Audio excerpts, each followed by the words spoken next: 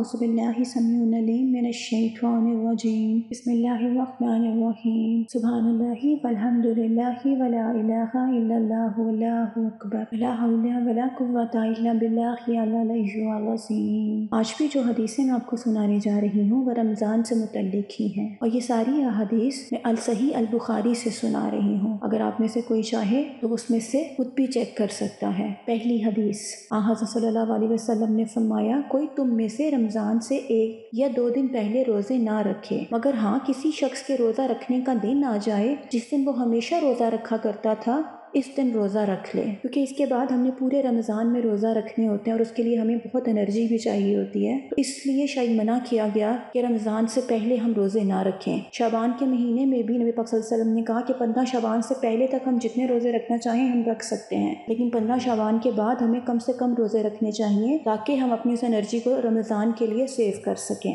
دوسری حدیث، حضرت صلی اللہ علیہ وسلم نے فرمایا، تم کھاتے پیتے رہا کرو یہاں تک کہ عبداللہ بن مکتوم اذان دیں، اور وہ اس وقت تک اذان نہیں دیتے جب تک صبح نہیں ہوتی۔ تو قاسم نے کہا، بلال اور ابن مکتوم دونوں کی اذان میں اتنا ہی فرق ہوتا کہ ایک اترتا اور ایک چڑھتا۔ تیسری حدیث، زید بن ثابت سے روایت ہے کہ ہم نے حضرت صلی اللہ علیہ وسلم کے ساتھ سحری کھائی، پھر آپ صلی اللہ علیہ وسلم صبح کی نماز کے لیے کھڑے ہوئے۔ انس نے کہا، میں نے پوچھا سحری میں اور صبح کی اذان میں کتنا فاصلہ ہوتا ہے؟ تو انہوں نے فرمایا 50 آیتیں پڑھنے کے موافق۔ اگلی حدیث، حضرت صلی اللہ علیہ وسلم نے فرمایا، سحر کھایا کرو، اس میں برکت ہوتی ہے، یعنی ہمیں سحری کھانی چاہیے کیونکہ اس میں برکت ہوتی ہے اور اس سے ہمیں ثواب بھی ملتا ہے۔ تو اس کے 2 فائدے ہیں، ایک تو ہمیں اس انرجی بھی ملتی ہے اور دوسرا ہمیں اس کا ریوارڈ بھی ملتا ہے، تو ہمیں سحری کرنی چاہیے۔ اگلی حدیث، ابو ہریرہ رضی اللہ تعالیٰ عنہ سے روایت ہے کہ ایک بار ہم آقا صلی اللہ علیہ وسلم کے پاس بیٹھے تھے، اتنے میں ایک شخص آیا، اس نے عرض کیا، یا رسول اللہ میں تباہ ہو گیا۔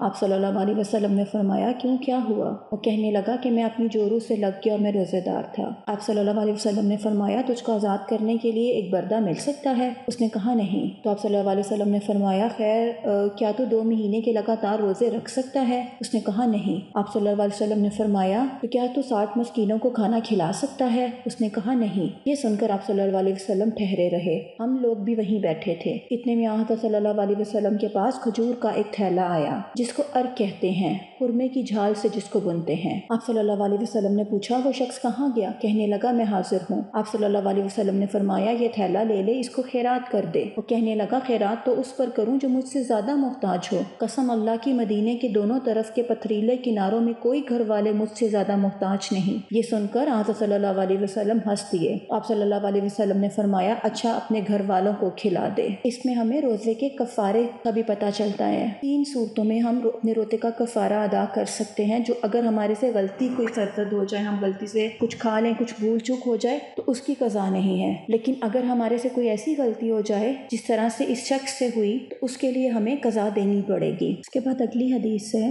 جابر بن عبداللہ انصاری رضی اللہ تعالیٰ عنہ سے روایت ہے کہ آقا صلی اللہ علیہ وسلم ایک سفر غزوہ فتح میں تھے، ایک جگہ ہجوم پایا اور ایک شخص کیسے عامری کو دیکھا، لوگ اس پر سایہ کیے ہوئے تھے۔ آپ صلی اللہ علیہ وسلم نے حال پوچھا، لوگوں نے کہا روزے دار ہے، تو آپ صلی اللہ علیہ وسلم نے فرمایا، سفر میں روزہ رکھنا کچھ اچھا کام نہیں ہے۔ اگلی حدیث، انس بن مالک رضی اللہ تعالیٰ عنہ نے کہا کہ ہم آقا صلی اللہ علیہ وسلم کے ساتھ سفر کرتے، روزہ رکھنے والا روزہ افطار کرنے والے پر کوئی عیب نہ لگاتا اور نہ افطار کرنے والا روزہ دار پر۔ ابن عباس رضی اللہ تعالیٰ عنہ کہتے ہیں کہ آقا صلی اللہ علیہ وسلم نے سفر میں روزہ بھی رکھا ہے اور افطار بھی کیا ہے، اب جس کا جی چاہے سفر میں روزہ رکھے، جس کا جی چاہے نہ رکھے۔ اس حدیث میں ہمیں یہ پتہ چلتا ہے کہ ہم چاہیں تو سفر میں روزہ رکھ لیں اور چاہیں تو نہ رکھیں، لیکن اگر ہم سفر میں روزہ چھوڑتے ہیں تو وہ ہمیں بعد میں اس کی قضا رکھنی پڑے گی۔ جو فرض روزے ہیں اس کی قضا ہمیں ادا کرنی پڑتی ہے، وہ ہم رمضان کے ختم ہونے کے بعد شوال میں رکھ سکتے ہیں۔ تو اگر ہم سفر میں ہیں اور سخت گرمی ہے تو اگر اللہ نے ہمیں ایک رخصت دی ہے تو ہمیں اس سے فائدہ اٹھانا چاہیے، کیونکہ صحابہ کرام رضی اللہ تعالیٰ عنہ جو اجمعین تھے ان کی بھی یہ سنت تھی کہ ان میں سے کچھ سفر میں روزہ رکھتے تھے اور کچھ نہیں رکھتے تھے۔ اللہ ہم سب کو رمضان کے روزے رکھنے کی توفیق عطا کرے اور ہم سب کے روزوں کو قبول فرمائے۔